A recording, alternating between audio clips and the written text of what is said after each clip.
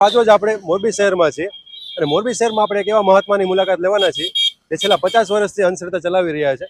લોકો પાસે પૈસા હોય ન હોય કે પછી 10 રૂપિયા કે 20 રૂપિયા હોય, આ સંત ક્યારેય કોઈને ભૂખ્યા અહીંથી જવા દેતા નથી.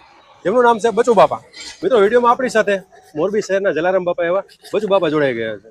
બચુ દાદા, મેં એક વિડીયોમાં જોયું હતું કે અહીંયા કદાચ કોઈ સાધુ સંતોને તમે એમના વગર પૈસા જમાડો છો. કાયમ માટે સાધુ સંતો જો આ ભાઈ અપંગ છે, કાયમ માટે મફત. ઓલા બાપુને મેં તમને દેખાડ્યા, કાયમ માટે મફત. એવા 20-25 જણા કાયમ માટે મફત થાય છે.